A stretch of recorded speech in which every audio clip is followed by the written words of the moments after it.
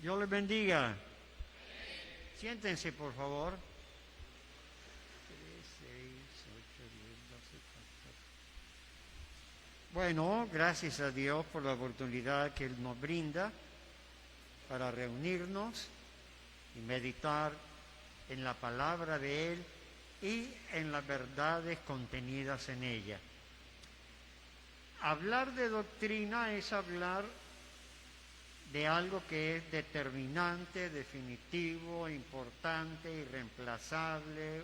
Bueno, podríamos añadir mucho más todavía. El hermano Larsen enseñaba que la doctrina viene a ser lo que la columna vertebral es para el cuerpo. Todos y cada uno de nosotros tenemos, comúnmente se dice el esqueleto. ¿Sabía usted que usted tiene un esqueleto? ¿Amén, amén? ¿Sí? ¿Cuántos tiene esqueleto? Muchos no se animaron a levantar la mano.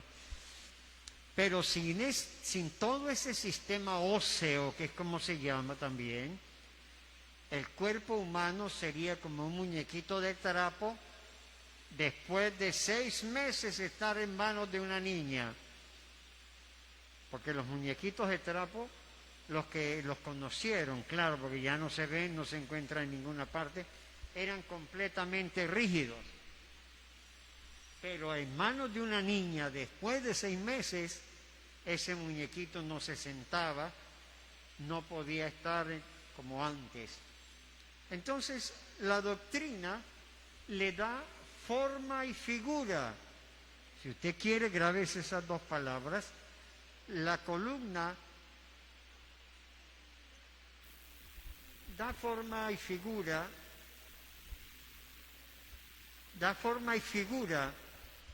al cuerpo humano. Quiere decir que esa forma y figura que usted tiene y que yo tengo, nos la da esa armazón, como otros la han descrito. De igual manera, la doctrina está dada por Dios a través de su palabra para que cada uno de nosotros podamos tener forma y figura de hijos de Dios, de cristianos también. Amén. Gloria al Señor. Esta tarde vamos a hablar de una doctrina que es muy hermosa, la doctrina de la sustitución. La doctrina de la sustitución. Hablar de ella a través de la palabra, naturalmente. La Escritura dice en el primer libro de la Biblia, Génesis, el capítulo 3 y el verso 7. Entonces fueron abiertos los ojos de ambos y conocieron que estaban desnudos.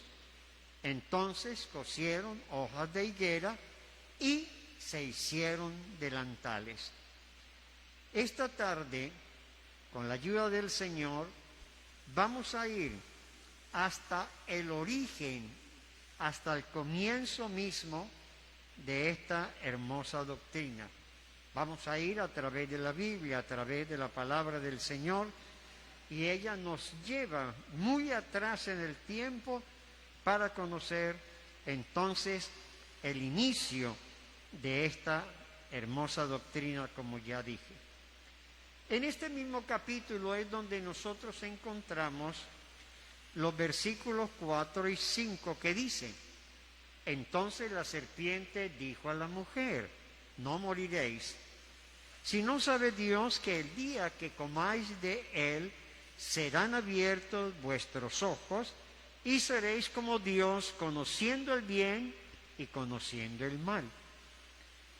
El mensaje, naturalmente, llega con el propósito de presentar a Dios como un ser egoísta, un ser que no está dispuesto a compartir nada en absoluto, y el enemigo presenta la fórmula para que sean abiertos los ojos y llegar a ser como Dios, conociendo el bien y el mal.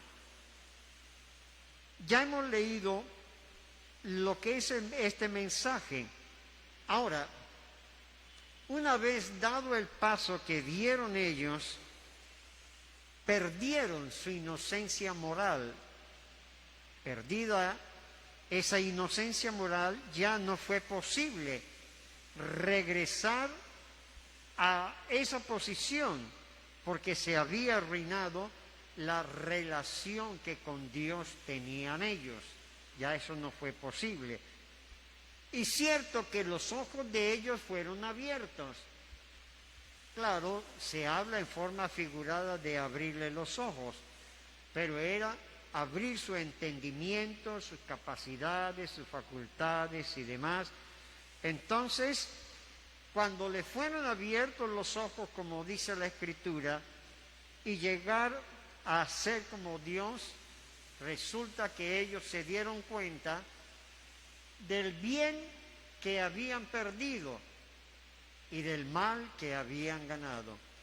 Es decir, el mensaje llega con la intención de colocarlos al mismo nivel de Dios. Dios, con el mensaje que el enemigo trae o trajo para ellos, los muestra como si estuviesen en un nivel mucho más bajo que Dios, y que Dios no estaba interesado y que había egoísmo en él, pero que había una forma y una manera de ellos surgir de esa posición y colocarse entonces en el mismo nivel de Dios. Cuando ellos dan el paso, la Escritura nos deja ver que hubo un desastre terrible, porque ellos perdieron muchísimo y se dieron cuenta de ese estado. El sentimiento y el reconocimiento de haber desobedecido a Dios les llevó a experimentar la culpabilidad, la conciencia de pecado, y les produjo vergüenza ante Dios. Podemos detenernos allí un momento para darnos cuenta que nuestros primeros padres, como también se les llama a ellos, tenían armonía, comunión perfecta en todo sentido y en toda la extensión de la palabra con su Hacedor. Pero ahora hay vergüenza, hay temor y naturalmente no sienten que son dignos de la presencia de Dios. Entonces el estado anterior comparado con el estado actual, ya en esta parte de la Escritura, es algo completamente diferente.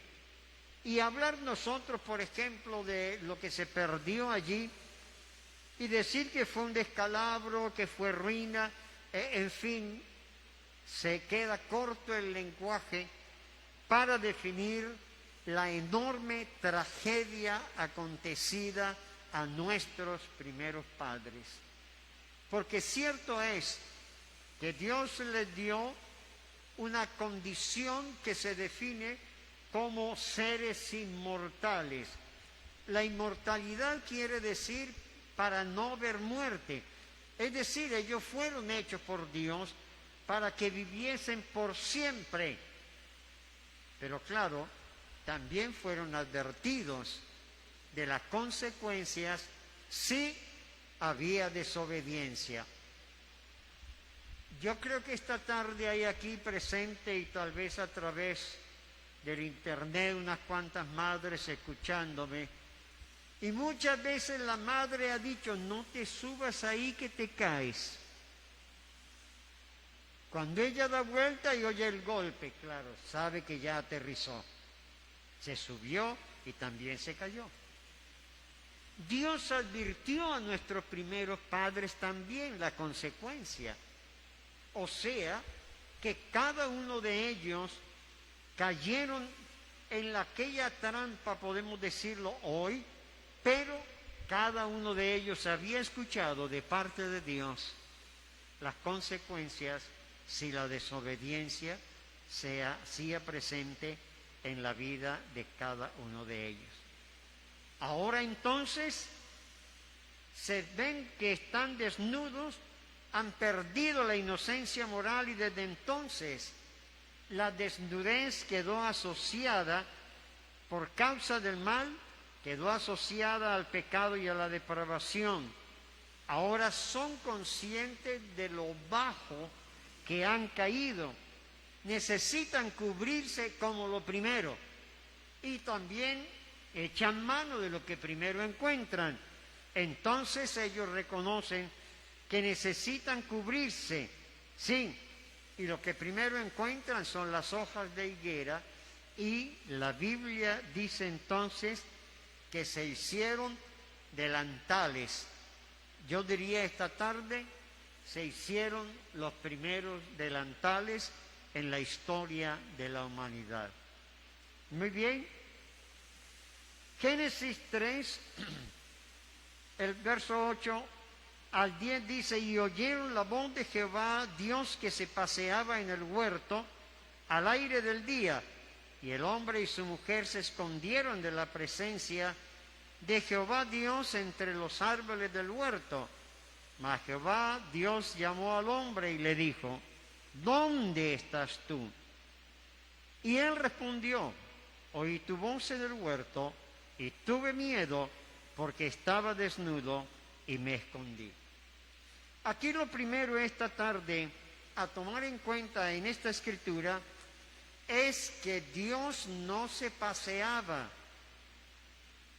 Grábelo, Dios no se paseaba, porque Él lo llena todo. Hace unos minutos yo estaba sentado en esa silla, pero como ahora estoy aquí, no puedo estar allá. Amén, amén. Los seres humanos solo podemos estar en un solo sitio. Cada uno de ustedes está en su lugar, no está en sus hogares, no está en camino a la casa ni para acá, no. Está aquí sentadito en esa silla donde cada quien está. Dios no puede desplazarse. ¿Por qué no puede? No es que no tenga el poder para hacerlo, es que sencillamente Él ocupa todo. Amén. Esa es una de las grandes características de este Dios nuestro. Entonces, Él no se desplaza, gloria al Señor. Su voz era la que se paseaba, o mejor, que se dejaba escuchar de ellos. Amén. Bueno, dice la Escritura entonces que ellos se escondieron. Al escuchar la voz de Dios, se esconden. Y desde ese día los seres humanos se esconden. ¿Sabe que muchos se esconden bajo la teoría de que Dios no existe? Y que como Dios no existe, cada quien puede vivir como quiera, hacer con su cuerpo como quiera. Eso es algo que a muchos hombres y mujeres les ha sido enseñado hasta en la escuela, hasta en la universidad. Dios no existe. Entonces el ser humano no tiene reglas morales, puede vivir y hacer de su vida y de su cuerpo lo que se le ocurra, lo que le parezca. Pero no solamente se esconden con esa falsa idea de que Dios no existe, se esconden para pecar, se esconden porque han pecado, se esconden creyendo que es posible ocultarse de la presencia de Dios. No es posible, porque la Biblia dice, Salmo 139, 12, dice claramente: aún las tinieblas no encubren de ti, y la noche resplandece como el día. Lo mismo te son las tinieblas que la luz. Aleluya. También está escrito en Jeremías 23, 24: ¿se ocultará alguno, dice Jehová, en escondrijos que yo no lo vea? ¿No lleno yo, dice Jehová, el cielo y la tierra? Es decir, son escrituras que nos confirman, y no son las únicas, que Dios lo llena todo, que Dios está en todas partes, que Dios ve a todos al mismo tiempo. Si usted está mirando hacia acá, no puede ver lo que está sucediendo allá al frente, ni lo que está pasando por la calle. No, en Dios no sucede lo mismo. Él lo ve absolutamente todo. Pero hay otra pregunta para Adán de parte de Dios. ¿Dónde estás tú? Pregunta a Dios. Y no es que Dios no supiera dónde estaba. Dios sabía exactamente el sitio, es más, lo estaba viendo. Amén. Pero la pregunta hace consciente al hombre, porque cuando viene la pregunta de parte de Dios, es entonces cuando él puede mirar el sitio donde está, el entorno o lo que lo rodea ahora. La pregunta va encaminada a hacerle consciente de dónde está. Porque sabiendo dónde está ahora, sabe también de dónde ha caído.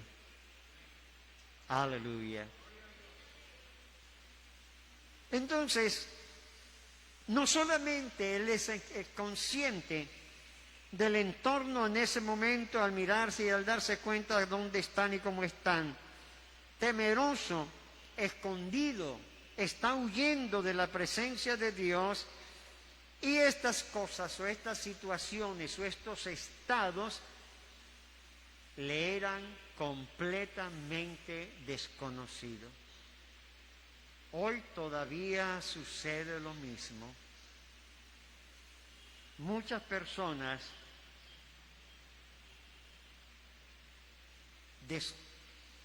oyen la palabra de Dios y no saben hacia dónde van. Claro, caminando sin Dios, lógicamente. Ahora, el delantal es una prenda que solo cubre la parte delantera. Todos conocemos los delantales y sabemos que solo cubren la parte delantera. Así pues, nos podemos imaginar nosotros hoy cómo se verían nuestros primeros padres o cómo se veían. Con delantales cubiertos por delante, muy bien. ¿Y atrás?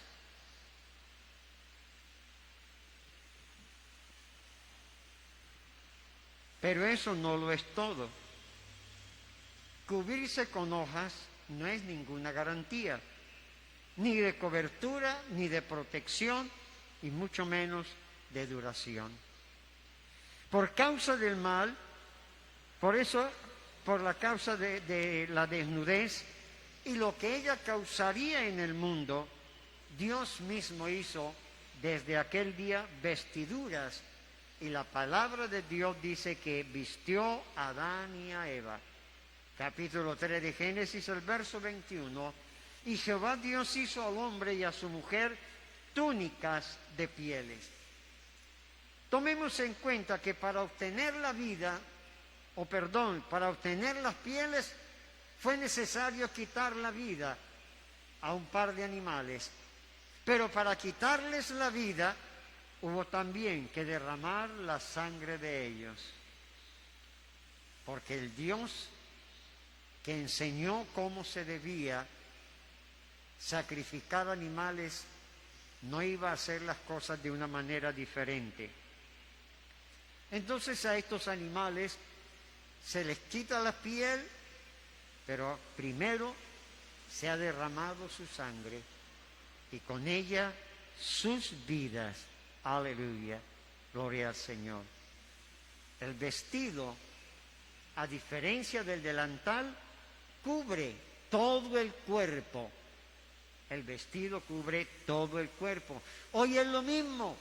El delantal solo cubre la parte delantera del cuerpo de la persona que lo usa.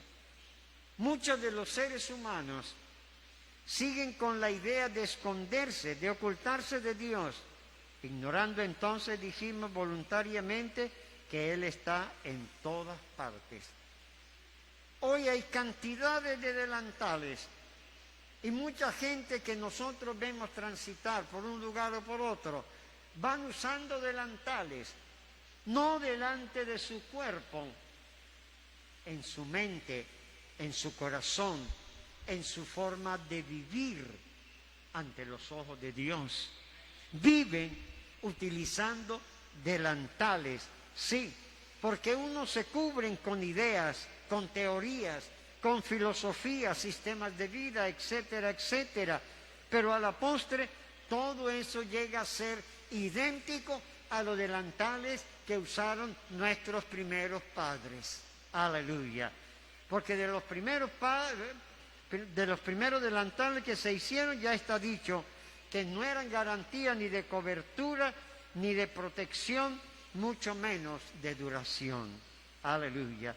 Y desde aquel día quedó demostrado, hermanos, amigos, que toda cobertura provista por el hombre mismo para estar en la presencia de Dios resulta completamente inútil, inservible ante la presencia de este Dios nuestro. Pero también quedó demostrado que la cobertura provista por Dios, el vestido que Él proveyó, le cubrió completamente, les dio protección y durabilidad. Aleluya, gloria al Señor. Hablemos un poquito, sin perder el tema, de nuestro gran río Magdalena. Nace en una laguna que lleva el mismo nombre, la Magdalena. Recorre 1528 kilómetros de nuestra geografía. Aleluya. Pero muere en bocas de ceniza en la ciudad de Barranquilla.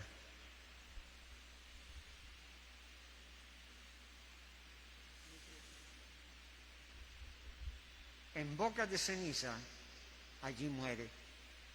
A todos los ríos les pasa lo mismo. Van descendiendo y siempre va aumentando su caudal por los arroyos, por las quebradas que van entregándole sus aguas, pero finalmente mueren en el mar. Ahí se termina, ahí se terminó. Los vestidos que Dios proveyó para nuestros primeros padres costaron la vida de 2 animales y el derramamiento de la sangre y con ella la vida de sus poseedores. Pero ese hermoso cuadro, aunque es trágico, ciertamente, ese cuadro estaba apuntando a través de los siglos y a través de los milenios sobre otra sangre, aleluya, que se derramaría en la cruz del Calvario. Es decir,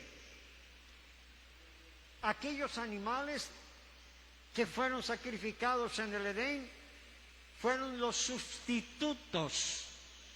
Allí es el origen de esta hermosa doctrina de la substitución. Ellos fueron los sustitutos o los reemplazos. Aleluya. Ellos murieron para que nuestros primeros padres tuvieran una vestidura. Aleluya. Fueron sus reemplazos. La sustitución es una palabra que habla de alguien que reemplaza a otro. Aleluya. Y también no solo se da muerte a aquellos 2 animales allá, pero también se origina un río de sangre. Aleluya. Que nace allá también. Ese río va recorriendo todo el Antiguo Testamento.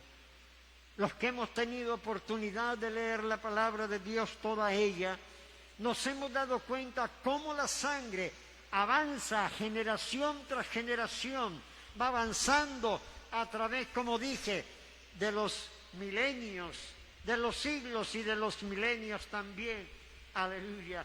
Pero como todo río llega y entrega sus aguas al mar y muere, se acaba, se termina, también, aleluya, este río de sangre que nace allá, aleluya, recorre todo el Antiguo Testamento y entrega sus aguas y muere en la cruz del Calvario, se termina, aleluya, porque entrega no ya sus aguas, entrega su sangre, porque hay una sangre preciosa que va a ser también su sustituto, va a ser también su reemplazo.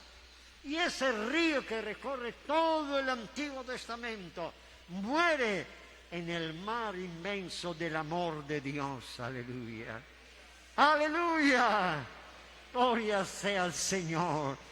Hasta allí llega Él. ¿Por qué? Para entregar su corriente, aleluya, al mar del amor divino. Aleluya. Gloria sea al Señor. Maravilloso es todo esto. Gloria sea al Señor Jesús. La primera epístola del apóstol Pedro dice en su capítulo 2 y el verso 24, quien llevó él mismo nuestros pecados en su cuerpo sobre el madero, para que nosotros, estando muertos a los pecados, vivamos a la justicia, y por cuya herida fuisteis sanados. Claro, muchos adoran la cruz, pero no perdamos de vista que la cruz fue el instrumento de tormento, el instrumento de suplicio, el instrumento para dar muerte. Y la Biblia dice, quien llevó él mismo nuestros pecados en su cuerpo sobre el madero, no la cruz. Ella no podía servirnos de sustituto, pero Él emprende el camino hacia el Calvario, llevando sobre su hombro una cruz, que sería entonces el instrumento de muerte, pero aparte de ella, llevaba sobre sí mismo la carga de todo el pecado de la humanidad. Aleluya. Y lo más extraordinario, tanto para usted como para mí, es que Él pagó antes la deuda suya y la deuda mía. No habíamos nacido, no habíamos venido a la vida, pero Él va.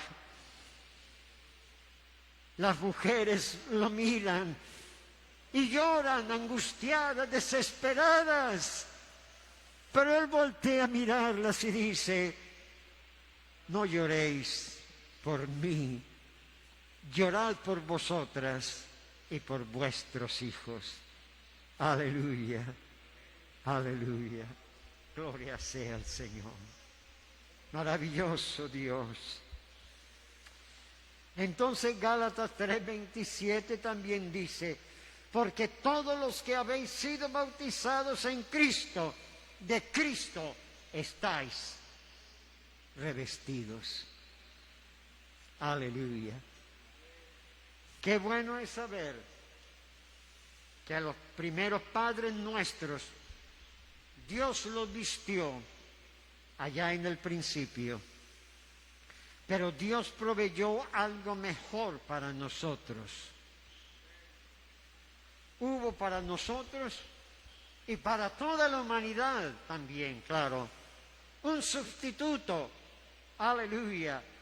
Mire, la Biblia dice que los religiosos de la época, viéndole en la cruz, le decían, desciende y creeremos en ti.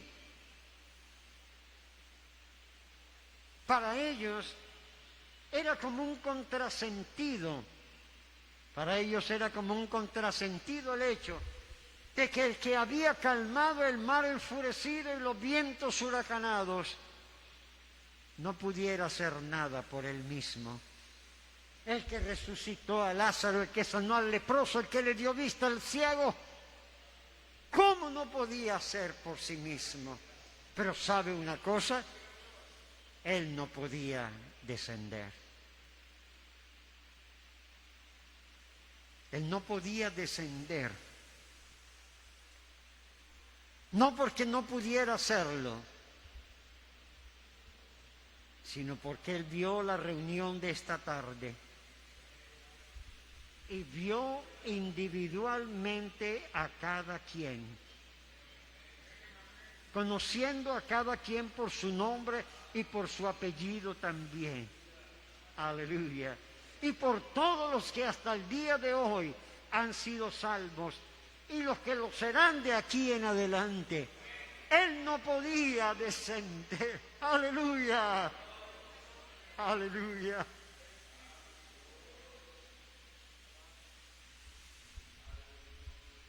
Porque él había venido. El Dios eterno se manifestó en carne. Aleluya. Para proveer, para ser el sustituto individual de cada quien y de toda la humanidad. Aleluya. Gloria al Señor. Qué maravilloso es saber que todavía esta tarde cualquier persona puede acogerse a la obra de ese sustituto nuestro. Aleluya. Quien no está revestido de la obra del Calvario, de la obra de este Cristo maravilloso, déjeme decirle, está usando delantales todavía.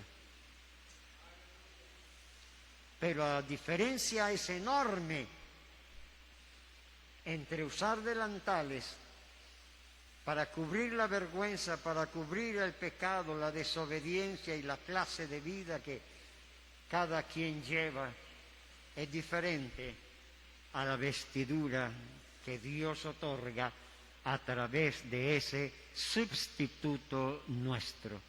Él fue nuestro reemplazo.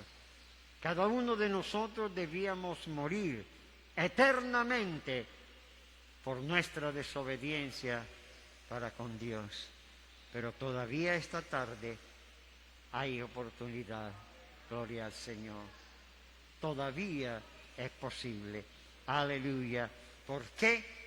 Porque no es lo mismo estar utilizando delantales que estar, como dice la Escritura, revestidos de Él. Aleluya. Gloria al Señor. Dios le bendiga. Dios guarde a cada uno de ustedes. Amén, amén.